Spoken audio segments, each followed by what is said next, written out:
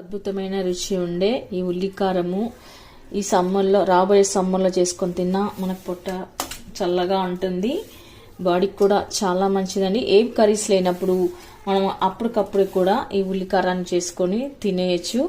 అంత టేస్ట్గా రుచిగా బాగుంటుంది. వేడి వేడి అన్నంలోకి నెయ్యి వేసుకొని కనుక తిన్నట్లయితే చాలా బాగుంటుంది. జొన్న రొట్టెలోకి అయితే ఇంకా బాగుంటుందండి, సూపర్ టేస్ట్గా బాగుంటుంది. చూడండి ఎంత బాగుందో. ఇంట్లో ఏ కూరగాయలు అవి లేనప్పుడు మనం అప్పుడప్పుడు చేసుకునే ఈ ఆనియన్ కారం అద్భుతమైన రుచితో పాటు ఆరోగ్యాన్ని కూడా ఇస్తుందండి. ఎవరైనా సరే ఫిదా అవ్వాల్సిందే, బాగా మెచ్చుకోవాల్సిందే. అంత టేస్ట్గా చాలా బాగుంటుంది.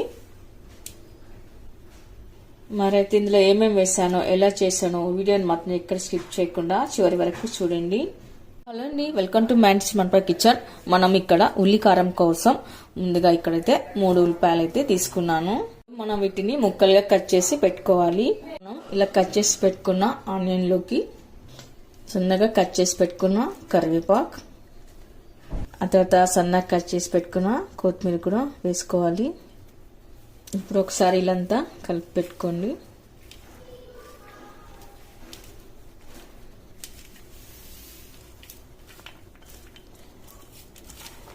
ఉల్లిపాయ ముక్కలకి అంతా ఇలా కొత్తిమీర పట్టేట్లాగా కలుపుకొని పెట్టుకోవాలి. కొత్తిమీర, కరివేపాకు ఇలా అంతా అంటుకునేలాగా మనం కలుపుకొని పెట్టుకోవాలి. ఆ తర్వాత ఇలా చిన్న చిన్నగా కట్ చేసి పెట్టుకున్న పచ్చిమిరపకాయ ముక్కలు వేసుకోవాలి. ఇప్పుడు కారం 1 టీ స్పూన్, మీరు తినే కారం బట్టి కారం వేసుకోండి. ఇప్పుడు కారం పొడి వేసుకున్న తర్వాత కొద్దిగా పసుపు, ధనియా పొడి, రుచికి సరిపడా ఉప్పు, ఇవన్నీ వేసాక ఇప్పుడు ఒకసారి కలుపుకొని పెట్టుకోవాలి.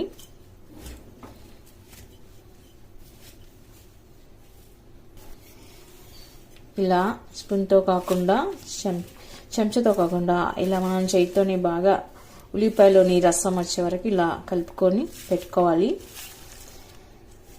ఈ ఉల్లికారము రైస్లోకి, రోటీలోకి, చపాతీలోకి చాలా బాగుంటుందండి. జొన్న రొట్టెలోకి అయితే ఇంకా చెప్పాలంటే అద్భుతంగా ఉంటుంది. మన ఇంట్లో ఏమి లేనప్పుడు అప్పటికప్పుడు మనం చేసుకొని తినేయచ్చు. ఇంట్లో ఏ కర్రీస్ లేనప్పుడు ఇది చేసుకొని తినవచ్చు.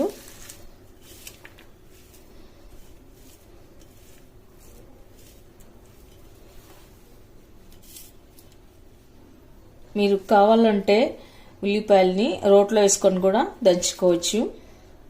ఇప్పుడు ఇది కాసేపు పక్కన పెట్టుకోవాలి. తర్వాత ఇప్పుడు మనం ఒక మిక్సీ జార్ తీసుకుందాము.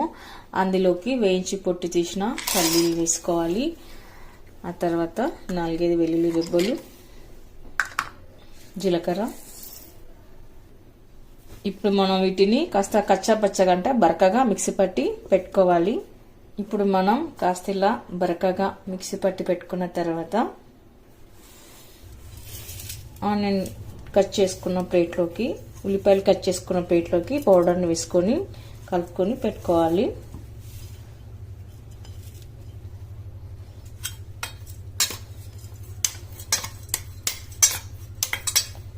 ఇల్లంతా వేసుకొని కలుపుకొని పెట్టుకోవాలి.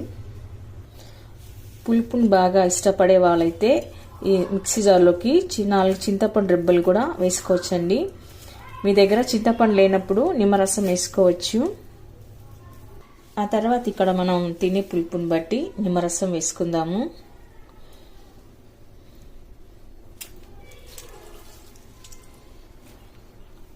ఇలా నిమ్మరసం వేసాక ఒకసారి కలుపుకొని పెట్టుకోవాలి.